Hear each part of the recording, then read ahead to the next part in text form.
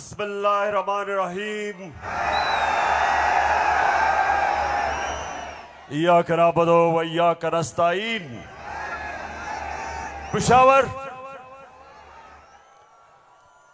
आपको याद है कि मैं आखिरी दफा यहां कब जलसा किया था?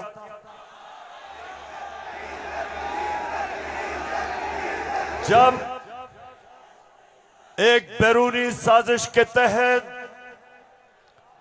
हमारी हुकूमत को गिराया गया, तो पहला जलसा मैंने उसके बाद अपने पेशावर की आवाम के पास आके किया।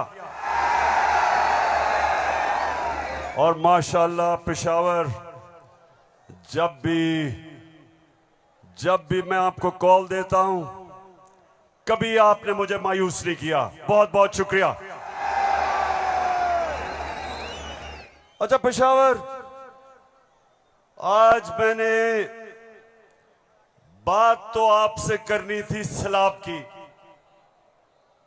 कल मैं सखर गया और मैं आपको यकीन दिलाता हूं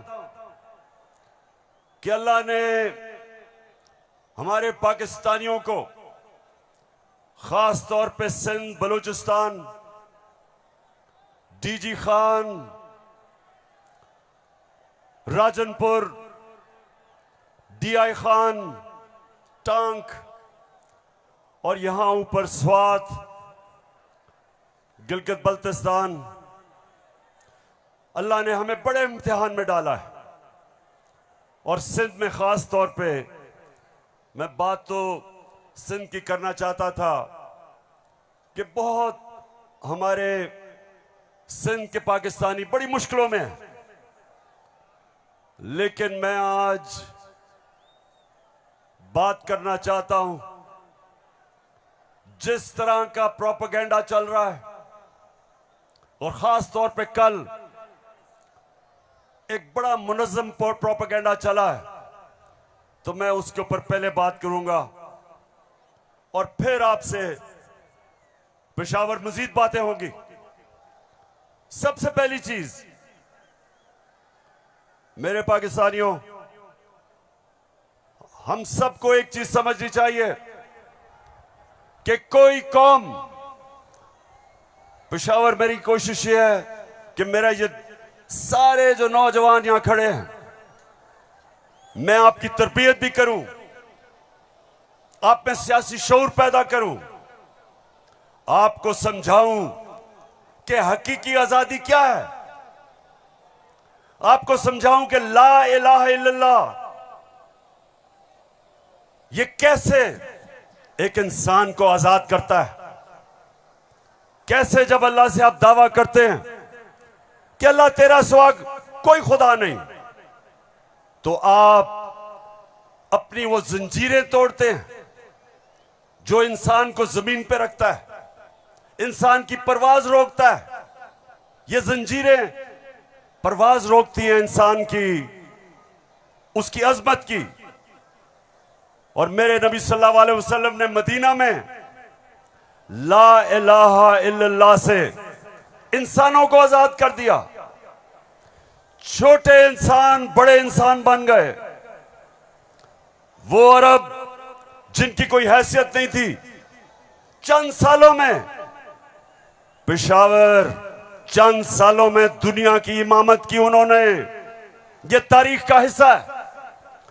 और मेरी भी कोशिश है कि मैं अपनी कौम की जो जंजीरें बंधी हुई हैं जमीन से, जो हम ऊपर परवाज नहीं कर पा रहे हैं, मेरी भी कोशिश ये है कि मैं अपने नबी सल्लल्लाहु अलैहि वसल्लम की सुन्नत पे चलते हुए अपनी कौम को जगाऊं और कौम को आजाद करूं, ताकि ये जंजीरें टूटे और मेरी कौम ऊपर परवाज करे।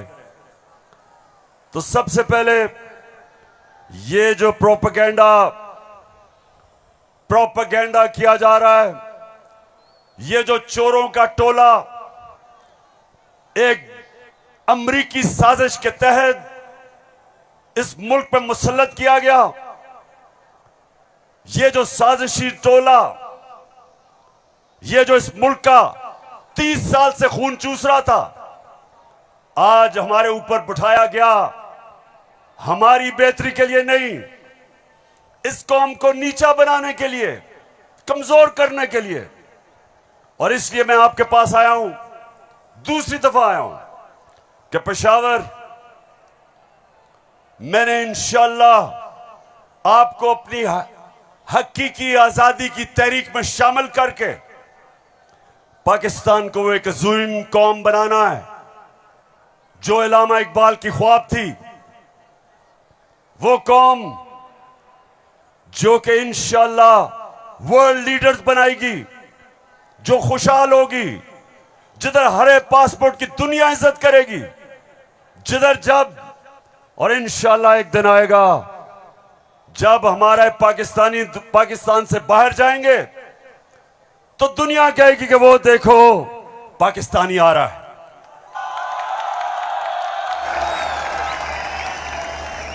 मेरे पाकिस्तानियों, एक ऐसा वक्त था कि अरब ताजर, मुसलमान ताजर जब मलेशिया और इंडोनेशिया गए तो कोई मुसलमान फौज नहीं गई थी इंडोनेशिया और मलेशिया। मुसलमान ताजरों का किरदार देख के, मुसलमानों के ताजरों की सच्चाई देख के, सादिक और अमीन ताजरों ने अपने किरदार से लोगों को मुसलमान किया। याद रखें, मुसलमानों ने फतह नहीं किया था मलेशिया और इंडोनेशिया, मुसलमानों का कैरेक्टर था जिसने फतह किया था। मैं वो चाहता हूं कि वो हमारे पाकिस्तानी बने कि जब आप दुनिया में जाएं तो लोग आपकी इज्जत करें, आपके पासपोर्ट की इज्जत करें। और वो कभी नहीं होगा जब तक आपके ऊपर ये चोर बैठे हुए हैं।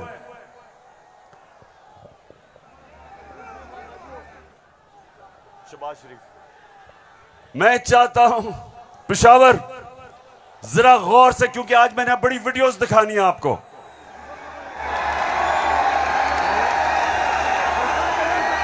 आज आप ये जलसा पूरी तरह आपकी तरबियत भी होगी और आप एंजॉय भी करेंगे।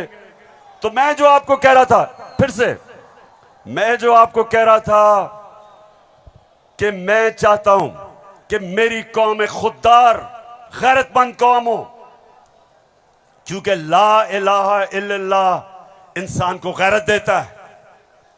जो ला इलाहा इल्लल्लाह दिल में जिसके चले जाता है, वो किसी झूठे खुदा के सामने नहीं झुकता।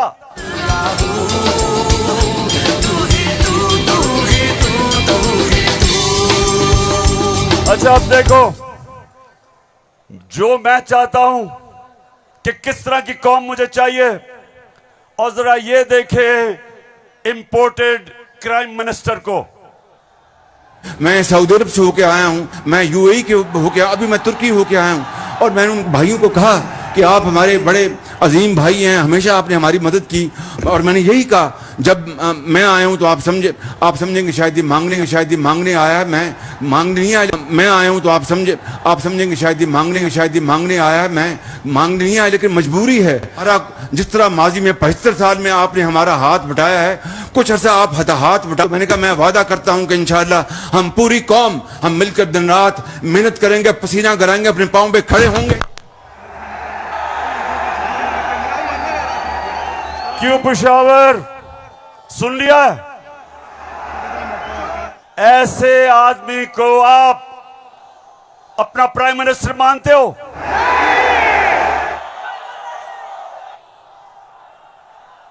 अगर ये वाकई अगर गैरतमंद प्राइम मिनिस्टर होता तो पहले जो इन्होंने अरबों रुपया चोरी करके मुल्क से बाहर रखा, पहले वो वापस लेके आते, फिर लोगों से पैसे मांगते।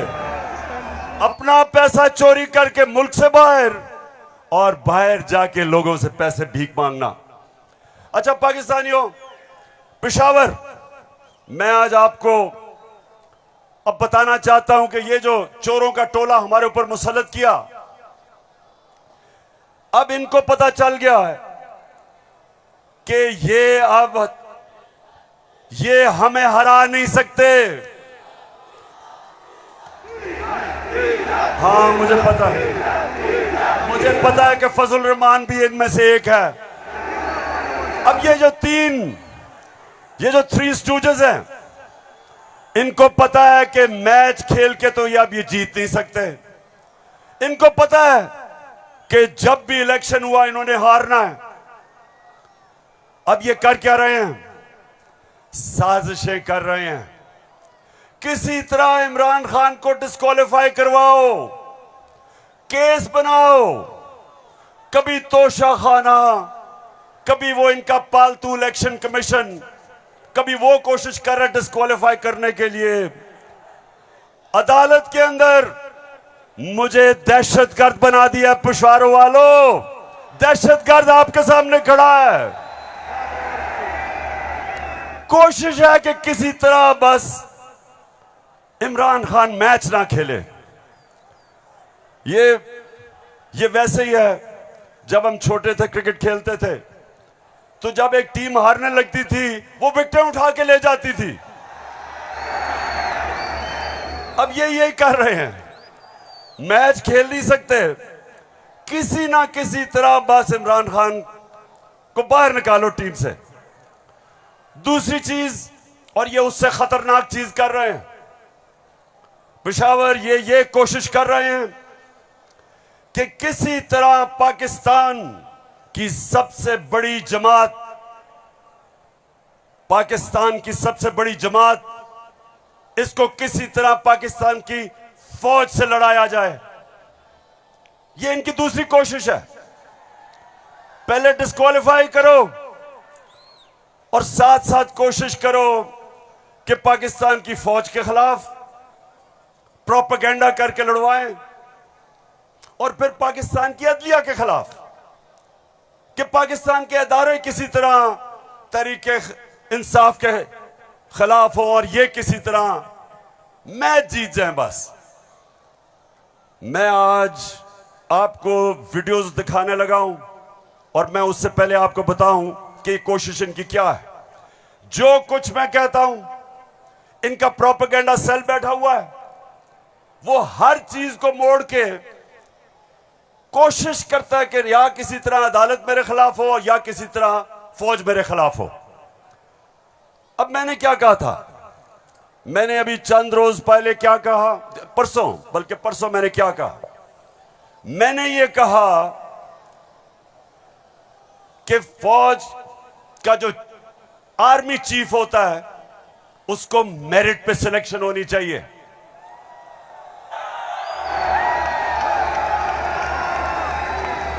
अब मुझे ये बताओ कि कोई भी किसी का खैर ख्वाह होता है, वो हमेशा चाहेगा अगर इदारा मजबूत करना है मेरिट पे सिलेक्शन हो। ये दुनिया का असूल है। आपने अगर फैक्ट्री सही चलानी है, ऊपर मेरिट पे आदमी बिठाओ। आपने अगर मुल्क को ऊपर लेके जाना है, क्रिकेट टीम अच्छी बनानी है, तो मेरिट के ऊपर सिलेक्शन हो। इसमें क्या गलत बात की थी? और मैंने साथ ये कहा था कि नवाज शरीफ और आसिफ जरदारी, ये किसी सूरत इन दो डाकुओं को पाकिस्तान का आर्मी चीफ नहीं सिलेक्ट करना चाहिए। ये क्यों कहा था मैंने ये इसलिए कहा था, सबसे पहले नवाज शरीफ मुल्क का मुजरिम है। अरबों रुपए की प्रॉपर्टीज बाहर इसकी पनामा में पकड़ा गया, सजा हुई इसको। झूठ बोल के मुल्क से बाहर भागा, मफरूर है। मुझे यह बताएं पेशावर, जरा मुझे यह बताएं कि क्या एक चोर को, एक मफरूर को, एक भगौड़े को जो मुल्क से बाहर पैसा ले जाता है, क्या उसको पाकिस्तान का आर्मी चीफ सिलेक्ट करना चाहिए? जरा मुझे बताएं। और इधर बात खत्म नहीं होती। दूसरी, डॉन लीक्स क्या थी? हिंदुस्तान पाकिस्तान की फौज को कह रहा था ये दहशतगर्दी कर रही है।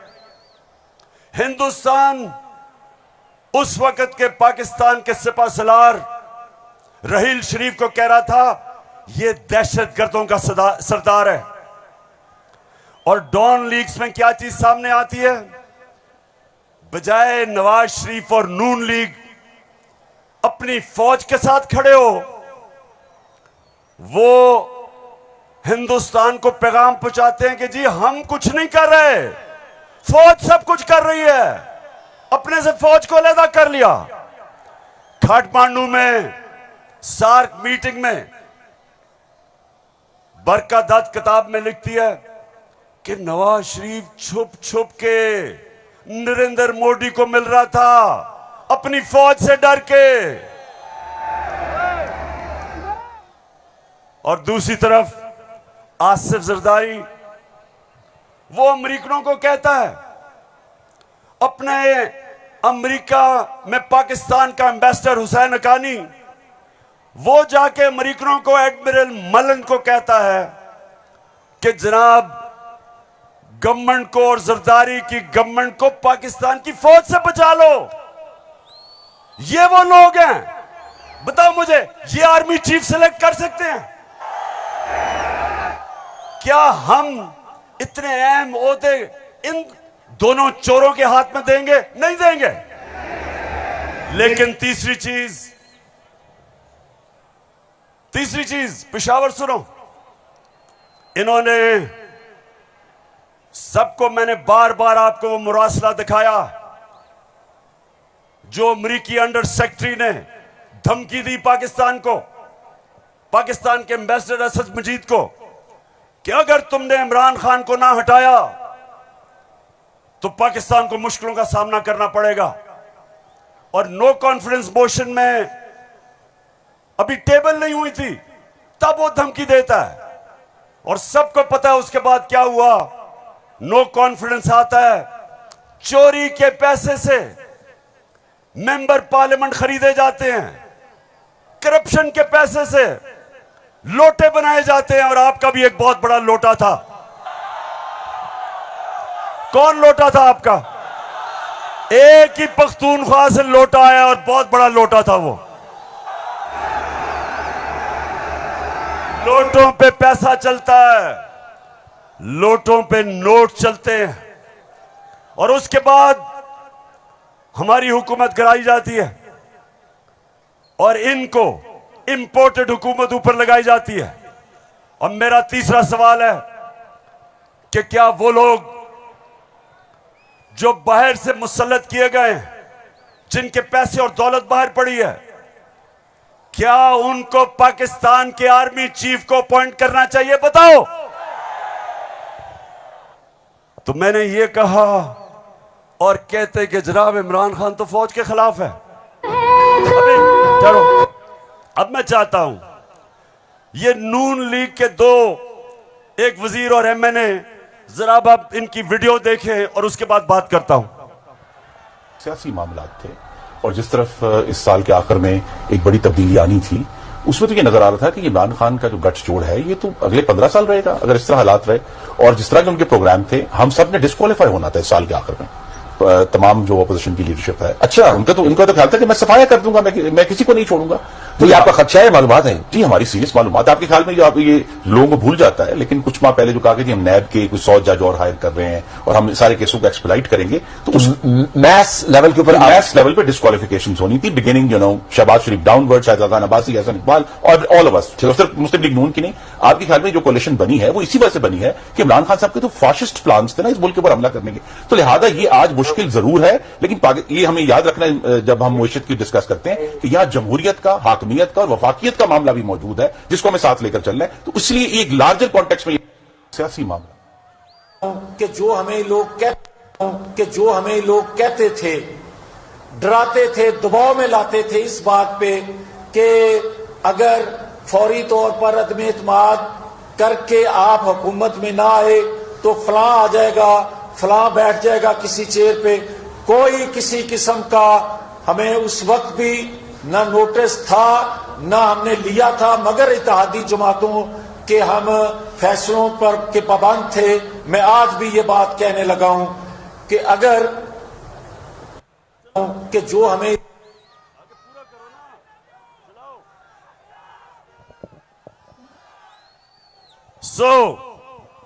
इसलिए ये हुकूमत हमारी गिराना चाहते थे कि इमरान खान एहतसाब ना कर दे।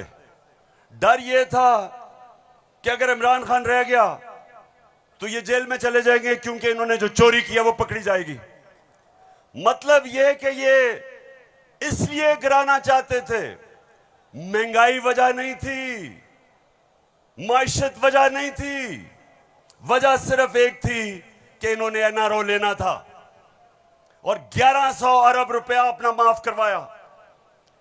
अब मैं ये चाहता हूं कि ये जो नून लीग प्रोपेगेंडा कर रही है कि इमरान खान फौज के खिलाफ है, जरा सुने कि इनके लीडर्स ने फौज के खिलाफ क्या बातें की। और मैं चाहता हूं मीडिया इसको दिखाए ताकि पता चले कि ये जो लोग आज इक्तदार में बैठे हैं और ये हर रोज प्रोपेगेंडा कि किसी तरह तहरीक इंसाफ और फौज की लड़ाई हो जाए, जरा ये सुने कि इन्होंने फौज के मुतालिक क्या बातें की थी। जनरल कमर जावेद बाजवा साहब, आपने हमारी अच्छी भली चलती हुकूमत को रुखसत करवाया, जजों से जोर जबरदस्ती से फैसले आपने लिखवाए। फौज के जवानों और अफसरों के नाम जब आप किसी फर्द वाहिद या मफाद प्रस्त टोले के लिए आइन तोड़ने के मुर्तकिब होते हैं, वहाँ आप खुद अपनी कौम को, अपने मुल्क और अपने लोगों को आइन शिकनों के रहमो करम पर छोड़ रहे होते हैं। हाँ, नवाज शरीफ ने ये जरूर किया कि उसने किरदारों और इदारों के दरमियान एक वाज़ेह लकीर खींच दी है। एक या दो अफराद इदारा नहीं हुआ करते, एक या दो अफराद इदारों की बदनामी का बायस बना करते हैं।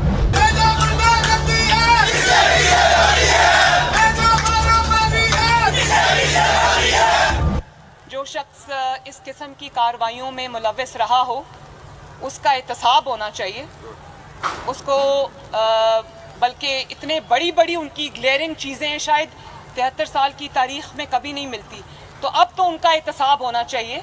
ये इस किस्म के शख्स को कोई और ओहदा दे देना, और वो भी इतना इम्पोर्टेंट ओहदा देना, ये मैं समझती हूँ कि ये कौम के मुंह पे तमाचा है, आइन और कानून की हुकूमत के मुंह पे तमाचा है। तुम हमें सियासत बतलाते हो, अपने हुदूद में रहो, इसराइल की नौकरी न किया करो, इसराइल के वजीफों पे पलने वाले जर्नलों अपने हुदूद में रहो। बड़े बड़े रैंकों वालों से भी अपने आप को मुहतरम समझता हूँ, और अगर बिगड़ोगे तो फिर अगर हम बिगड़ गए तो अफगानिस्तान में अमेरिका का क्या हश्र हुआ, खुदा की कसम यहाँ तुम्हारा वही हश्र। तो हमारी किरदार कशी करना छोड़ दो। अगर हमने आपकी शुरू की तो पता नहीं पाकिस्तान बनने से आज तक कितने जनरलों की शुरू हो जाएगी। बेटी भाई वो अक्यूज्ड हैं, उनकी लिस्ट लेके जिस दिन हमने प्रेस कॉन्फ्रेंस की तो आपकी ईंट से ईंट बढ़ जाएगी। अभिनंदन की क्या बात करते हैं। चीफ ऑफ आर्मी स्टाफ तशरीफ लाए, पैर कांप रहे थे, पसीने माथे पे थे। सुन लिया पेशावर, मैं इसलिए ये बता रहा हूं कि ये वो लोग हैं जो हमें कह रहे हैं कि हम अपनी फौज के खिलाफ है। फौज भी मेरी, मुल्क भी मेरा।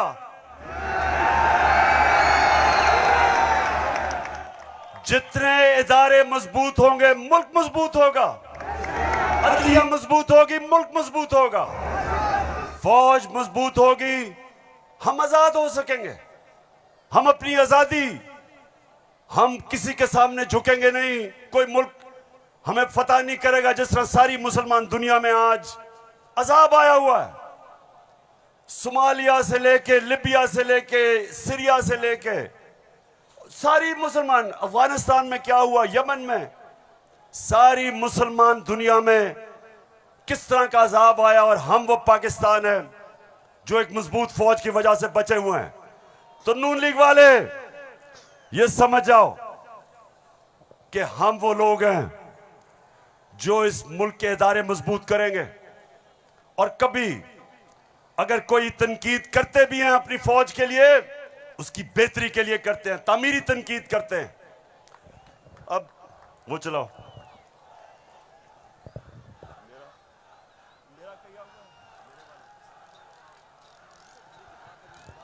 हाँ, चलो। ये बड़ा इंपॉर्टेंट है, मैं अपनी सारी कौम के सामने कहना चाहता हूँ। देखिए, एक तो जो फौज का इदारा है, कभी इसके खिलाफ बात ना करें, क्योंकि फौज एक ऐसी चीज है जो अगर हमारी फौज ना होती तो ये मुल्क में नहीं रहना था।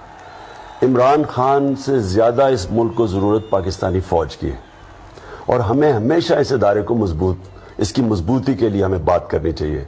और हमारे जो दुश्मन है वो मुसलसल इसको अटैक करते हैं, बल्कि ये दोनों जो prime minister, ex prime minister और प्रेसिडेंट, वो जरदारी और नवाज शरीफ, इन दोनों ने अपनी फौज को अंडरमाइन करने की कोशिश की है। ये जब गवर्नमेंट में भी थे, इन्होंने अंडरमाइन किया उसको। इन्होंने गवर्नमेंट में रहते हुए वो डॉन लीग्स क्या थी, डॉन लीग्स वो हिंदुस्तान के साथ कह रहे थे कि जी हमारी फौज की वजह से हम दोस्ती नहीं हो रही, और जो मेमो गेट था वो क्या था, वो अमेरिकनों को कह रहा था जरदारी अपने हुसैन हक्कानी के जरिए। जी शुक्रिया। मैं इसलिए आपके सामने ये रख रहा हूं कि ये मैं आज से नहीं कह रहा, ये मैं हमेशा समझता हूं। और आज तो है ही 6 सितंबर। पेशावर, मुझे अभी भी 6 सितंबर याद है। मैं उस वक्त स्कूल में था, और मुझे याद है जब के लाहौर के पास हिंदुस्तान की फौज आई, और जो वहां जिस तरह की हमारे घरों में बमबारी की आवाज आ रही थी, तो मुझे तो बड़ी अच्छी तरह 6 सितंबर याद है। और मुझे यह भी याद है कि सारी कौम तब खड़ी थी अपनी फौज के साथ। अब दूसरी चीज, मैं ये चाहता हूं कि आप सब देखें कि जुडिशरी के खिलाफ ये नून लीग ने पाकिस्तान की अदलिया के खिलाफ क्या बातें की हैं, जरा ये जरूर देखें, फिर मैं आप अगली बात करता हूं। इस तरह बेंच फिक्सिंग भी एक जुर्म, इस पे भी 100 मोटो। फजल रहमान देख ले कितना गुस्सा चढ़ा हुआ है इसको। सारे फैसले एक ही जज करेगा, जैसे लगता है कि उसका जज नहीं है, उसकी पार्टी का रुकन हो। जब बेंच बना तब से लेकर आज तक के फैसले तक इंसाफ होता हुआ नजर नहीं आ रहा था। अपने एक शख्स की वजह से आज आइन की तशरीह को में फर्क डाला जा रहा है। अपनी मर्जी से आइन की तशरीह की जा रही है। फुल कोर्ट इसलिए नहीं बनाया गया कि अगर फुल कोर्ट बन जाती तो आज का फैसला मुख्तलिफ होता। मौजूदा बेंच है, उसमें जो मुअज़्ज़ज़ जज साहबान बैठे हैं, उन जज साहबान का हमारे मतलब जो उनके ख्यालात हैं उनसे भी कोई ना वाकिफ नहीं है, ना हम ना वाकिफ हैं। और उसके बाद हर वो केस जिसका फैसला हमारे खिलाफ आना हो, उस बेंच का जो है वो वही हिस्सा होते हैं। और अब तो ये बात पहले से जो है वो प्रिडिक्ट होने लगी है। जो सहाफ़ी वहाँ सुप्रीम कोर्ट की कार्रवाई को कवर करते हैं, तो वो पहले से जब बेंच बनता है या कोई केस जाता है तो वो पहले से बता देते हैं कि इसके ऊपर फलां बेंच बनेगा। अगर कुछ लोग गैर जानिबदार नहीं होंगे, अगर इसके सहूलतकार पीछे नहीं हटेंगे, तो हमें बता दें मुल्क कौन चलाएगा। सुप्रीम कोर्ट के जजेस ने पीछे बेंड करके अपने आप को कभी इधर कि नहीं, शायद उनको समझ नहीं आई, शायद उनकी तरफ पैगाम नहीं पहुंचा, वगैरह वगैरह करके इनको हाथ नहीं लगाया इनको। तो मतलब ये है कि इनको कौन सी दीवार पे लगाया। तो जिस तरह मैच फिक्सिंग एक जुर्म है, इस तरह बेंच फिक्सिंग भी एक जुर्म। जब बेल का फैसला होने वाला होता था, जेल में उस दिन खबर मिलती थी कि 3 हफ्तों के लिए बेंच डिसॉल्व हो गया, नया बेंच, या कोई जज छुट्टी पे चला गया। जाता नहीं था, भेजा जाता। काजी फाइज ईसा साहब के मामले में माय लॉर्डशिप से ये पूछना चाहती हूँ कि वो आपके ब्रदर जज थे ना, आपने क्या किया? तो फिर हमारी बात नोट कर लो, हम हर उस अदालत का और उस जज का घेराव करेंगे जो तुम्हारे इस गंदे और घटिया एजेंडे को परवान चढ़ाने के लिए अपोजिशन के खिलाफ जो है इकदाम करेगा। चीफ सेक्रेटरी साहब, आपको इस बात का जवाब देना पड़ेगा। आपने इधर ही रहना है, आपके बच्चों ने भी इधर ही रहना है। कमिश्नर लाहौर साहब, आपने भी इधर रहना है, आपने सर्विस भी करनी है। इसलिए आपको ये चाहिए था कि आप इस गैर कानूनी अमल के आगे दीवार बनते और इसे बजा लाने से इनकार करते।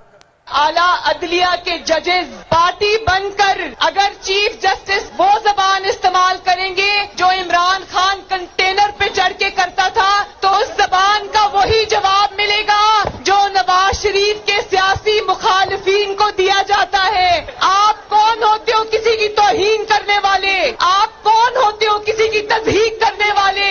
ऐसे नाइंसाफी पर मबनी फैसले करोगे, बुग़्ज़ पर मबनी फैसले करोगे, इंतकाम वाले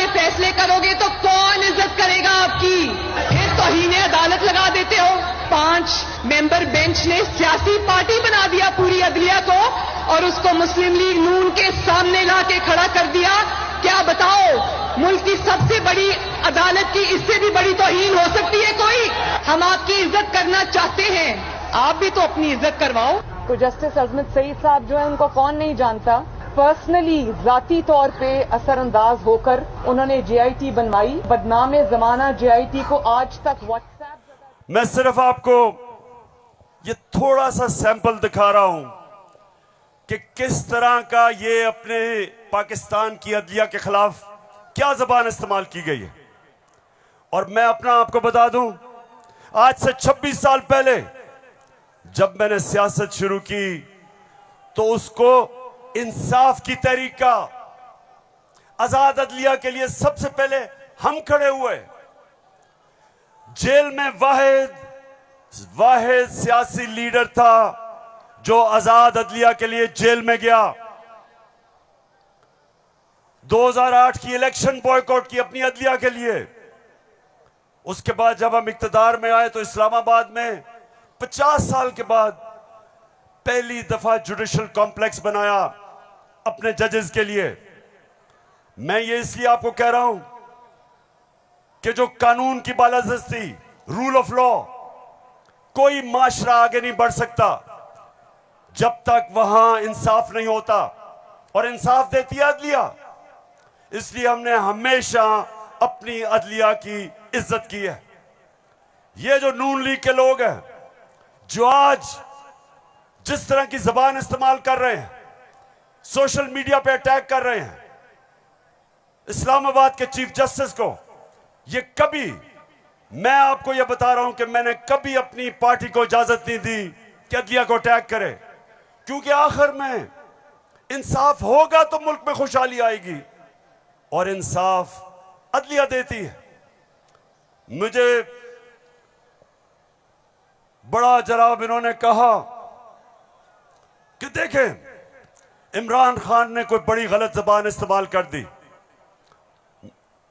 मैं आप सबके सामने आज ये कहना चाहता हूं कि मैं अपनी अदलिया की इज्जत करता हूं, लोअर कोर्ट्स की इज्जत करता हूं।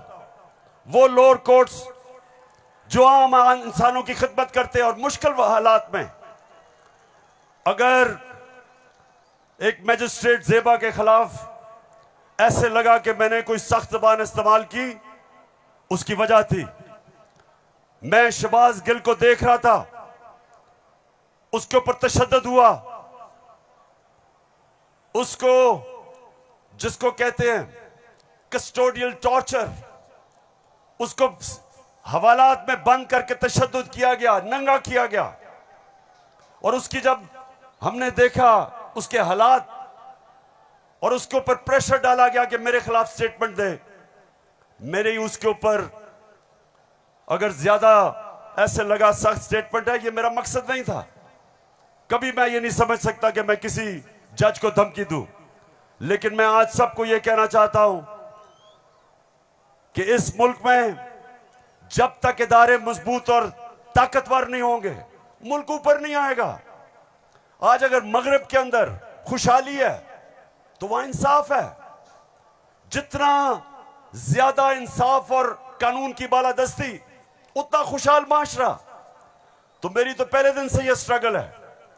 तो पेशावर सबको मैं आज पैगाम देना चाहता हूं कि ये जो कोशिश की जा रही है तहरीक इंसाफ को इदारों से लड़ाने की, ये कौम सब समझ गई है। कौम में सियासी शऊर आ गया है। लोग एक एक चीज, कभी भी पाकिस्तान के अंदर अवाम और बच्चे और नौजवान और मेरी ख्वातीन बहनें, कभी इस तरह का शऊर और बेदारी नहीं थी जो अल्लाह के फजल से आज पाकिस्तान में है। तो ये जो चोरों का टोला, ये जो बार बार कोशिश कर रहा है कि तहरीक इंसाफ को दीवार से लगाया जाए, सब सुन लो कि जितना तुम मुझे दीवार से लगाओगे उतना मैं और तुम्हारे से मुकाबला करूंगा, लड़ूंगा तुम्हारे से।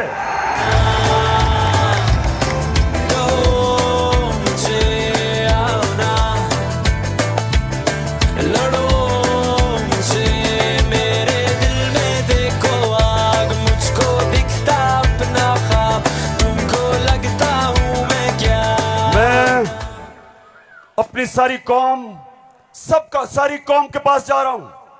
7 महीने से मैं पब्लिक में हूं, हर शहर में जा रहा हूं, अपनी कौम को तैयार कर रहा हूं कि मेरे पाकिस्तानियों, जब मैं तुम्हें कॉल दूंगा तुमने निकलना है मेरे साथ। है ये राहे अमल, आओ हम सब साथ चले, मुश्किल हो या आसानी, हाथ में डाले हाथ चले, धड़कन है पंजाब मगर दिल अपना मैदान है।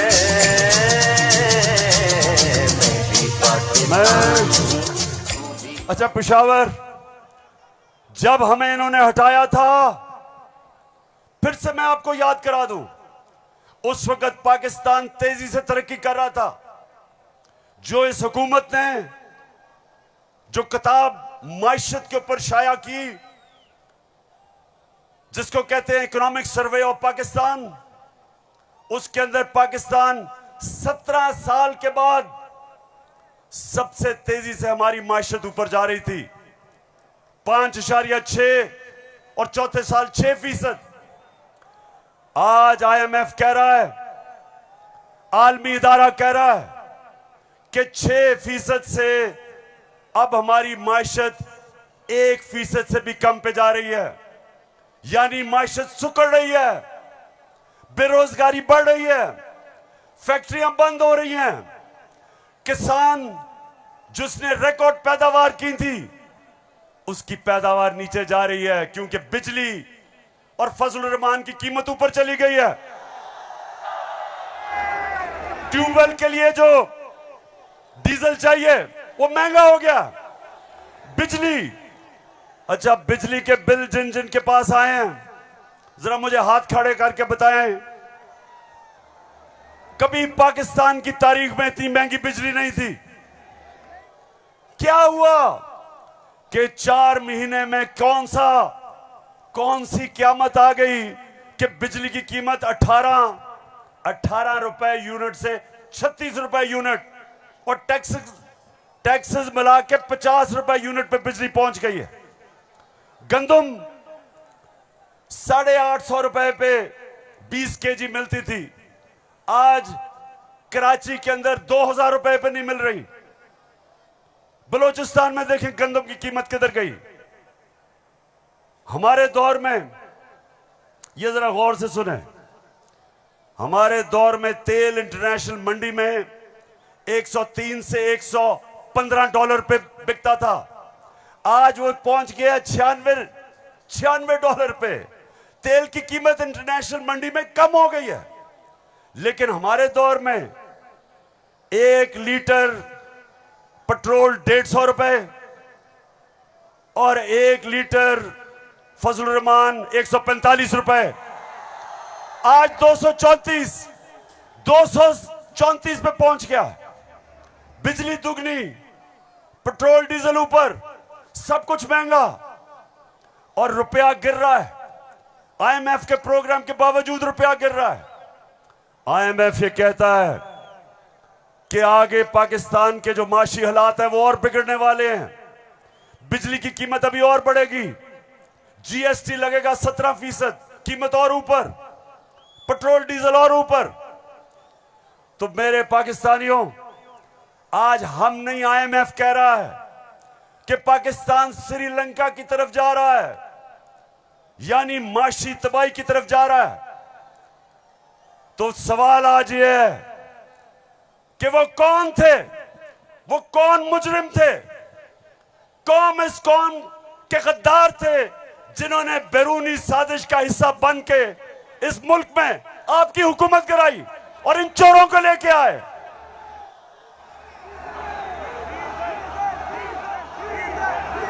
मैं अब जरा जो आपको आजकल जो नवाज शरीफ की बेटी आजकल बनी हुई है, मालिका बनी हुई है पाकिस्तान की, प्रोटोकॉल उसको प्राइम मिनिस्टर का मिल रहा है। जरा मैं सारी कौम के सामने बताना चाहता हूं कि इसका सबसे बड़ा मसला यह है कि इससे सच नहीं बोला जाता। जरा ये आप फिल्म शो देखें, ना आपकी इनकम इतनी है कि आपको ये प्रॉपर्टी आप ले सकते हैं कि आपने मे फेयर के अंदर जो आपकी 4 अपार्टमेंट्स हैं उनकी 1 अरब से ज्यादा, 1 अरब रुपए से ज्यादा उनकी कीमत है। अब 4.5 अरब तक पहुंच गई है उनकी कीमत। आपने अपनी जो टैक्स में टोटल आमदनी बताई है 94 में 1.5 लाख रुपए है। मुझे ये बताएं कि आपने अरबों रुपए की मे फेयर में प्रॉपर्टी खरीदी कैसे? सुन लिया? ये आज से 10 साल पहले मैंने पूछा कि बताएं आपने आमदनी तो अपनी दिखाई नहीं, तो ये अरबों रुपए की बर्तानिया के सबसे महंगे शहर लंदन के सबसे महंगे इलाके में आपने अरबों रुपए की प्रॉपर्टी कैसे ली? तो जरा आप ये सुने, जवाब आता है। बात यह है कि जिन अरबों रुपए की मे फेयर की प्रॉपर्टीज की ये बात कर रहे हैं, ये तो पहले पता नहीं है। बताएं कौन सी प्रॉपर्टीज है, लाएं, दिखाएं, उसका कोई प्रूफ लाएं। सुन लिया? कहते किधर है ये प्रॉपर्टी, किसकी बात कर रहे हैं? अब ये जरा मरियम बीबी को भी सुन लो कि इस तरह मुझे लगा कि आप लोगों को बेवकूफ नहीं बना सकते। मेरी सेंट्रल लंदन में प्रॉपर्टीज तो दूर की बात है, मेरी पाकिस्तान में भी कोई प्रॉपर्टी नहीं है। मैं अपने वालिद के साथ है और मुझे समझ नहीं आई कि मेरी और मेरी वालदा की और बहन भाइयों की प्रॉपर्टीज ये कहाँ से निकाल के ले आए हैं। मेरे नाम पाकिस्तान में कोई प्रॉपर्टी नहीं है, ये तो इंग्लैंड की बात है। सुन लिया? सुन लिया पेशावर? सुन लिया आपने? मेरी बहनों, आपने सुन लिया कि लंदन तो छोड़े, मेरी पाकिस्तान में भी कोई प्रॉपर्टी नहीं है। मेरे तो बहुत बुरे हालात हैं। अब मरियम बीबी को नहीं पता था कि एक इंटरनेशनल इंकशाफ होता है, पैनामा पेपर्स। दुनिया में जो सीक्रेट डॉक्यूमेंट्स हैं वो लीक हो जाती हैं। बड़े बड़े दुनिया में प्राइम मिनिस्टर और वजीर सब पकड़े जाते हैं, उसमें हमारे शरीफ खानदान भी फंस जाता है। नवाज शरीफ, मरियम नवाज, हसन नवाज और हुसैन नवाज के बैरून मुल्क खुफिया असासों का इंकशाफ। पनामा लीक्स ने बैरून मुल्क खुफिया दौलत का भांडा फोड़ दिया। सुन लिया? अब ये सुना, ये इंकशाफ हो गया। जब इंकशाफ हुआ तो मरियम के भाई हुसैन शरीफ क्या कहते हैं, ये जरा सुन लें। मैं इस बात को तस्लीम करता हूँ कि अल्हम्दुलिल्लाह पाक लेन के ऊपर जो अपार्टमेंट्स हैं वो अल्हम्दुलिल्लाह हमारे हैं। मैं इस बात को तस्लीम करता हूँ कि उनको ऑफशोर कंपनीज नेस्कॉल लिमिटेड और नीलसन लिमिटेड जो है उनको ओन करती हैं। और मैं आपको ये भी अर्ज करता हूँ उनको होल्ड कर रही है इस वक्त मरियम नवाज शरीफ, मेरी हमशीरा जो है। पेशावर सुन लिया कि छुपाई हुई थी प्रॉपर्टीज।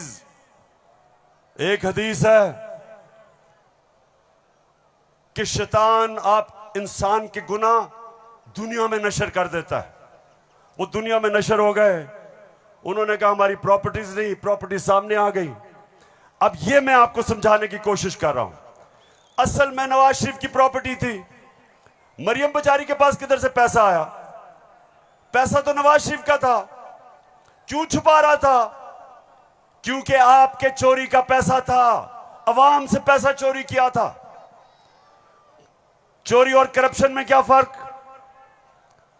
चोरी होती है जो जेब कुतरा करता है, जो आपके घर में चोरी होती है, जो साइकिल चोरी होता है, मोटरसाइकिल, इंसान को नुकसान पहुंचता है। करप्शन, मुल्क का पैसा चोरी करने को करप्शन कहते हैं। और मुल्क तबाह होते हैं करप्शन से। जो पैसा आपकी तालीम पे, अस्पतालों पे, सड़कों पे, गुर्बत कम करने पे, जो पैसा वहां खर्च करना होता है इनकी जेबों में चला जाता है, मुल्क से बाहर चला जाता है। इसलिए कौम में गरीब इसलिए नहीं होती कि उनके पास वसाइल नहीं है, असासे नहीं है। कौमें गरीब तब होती हैं जब उनके अपने सरबराह मुल्क को पैसा चोरी करके बाहर ले जाते। तो ये जो आज हमारे ऊपर मुसल्लत किए हुए हैं, सारी कौम तैयार हो जाए। मैं कभी इनको कबूल नहीं करूंगा। मैं कभी इनकी गुलामी कबूल नहीं करूंगा। खबर तकम इस्तोर माल रोड़ा लड़श पे खबर तकम इस्तोर माल रोड़ा ताजा ताजा गुलुना द्रेसलोर माल रोड़ा ताजा ताजा गुलुना द्रेसलोर माल रोड़ा। पेशावर हाथ खड़ा करके बताओ आप तैयार हो जब मैं आपको कॉल दूंगा? आपने सब तैयार होना है। जिस तरह मैं आपको कह रहा हूं, कहता रहा हूं, मैं हूं आपका कप्तान और आप मेरी टीम हो। और ये वर्ल्ड कप हमने पाकिस्तान की हकीकी आजादी के लिए जीतना है। एक अजीम मुल्क बनाना है पाकिस्तान को। हमेशा आजाद मुल्क ऊपर जाते हैं, गुलाम मुल्कों की परवाज नहीं होती। हम ये नहीं चाहते कि हम किसी दुनिया के मुल्क से लड़ाई करें। हम अमेरिका को मैं बार बार कहूं कि अमेरिका, हम अमन में आपके साथ हैं, किसी जंग में हम आपके साथ नहीं हैं। हम दोस्ती चाहते हैं, लेकिन हम किसी सूरत आपकी गुलामी नहीं चाहते। हम अपनी जमीन नहीं इस्तेमाल होने देना चाहते किसी और लड़ाई के अंदर। हम नहीं चाहते कि हमारी जमीन इस्तेमाल हो किसी भी दुनिया के मुल्क के ऊपर आप किसी किस्म की जारियाना कार्रवाई करें। हम ये नहीं चाहते। हम फिर से कहते हैं, हम अमन में सबके साथ हैं। हम तो हिंदुस्तान से भी अच्छी दोस्ती करेंगे, लेकिन पहले कश्मीरियों को उनका हकूक दो, उनकी स्टेटहुड वापस करो। हम हिंदुस्तान से भी बातचीत कर लेते, लेकिन हम किसी सूरत अपनी आजादी के ऊपर सौदा कभी नहीं करेंगे। मेरे साथ हो पेशावर, साथ हो मेरे। तो फिर से जाते हुए आखिरी बात, आप सब ने तैयार रहना है। मैं आपको कॉल दूंगा इस्लामाबाद की, और वो कॉल होगी इस मुल्क को इन चोरों से आजाद करने के लिए। पाकिस्तान जिंदाबाद।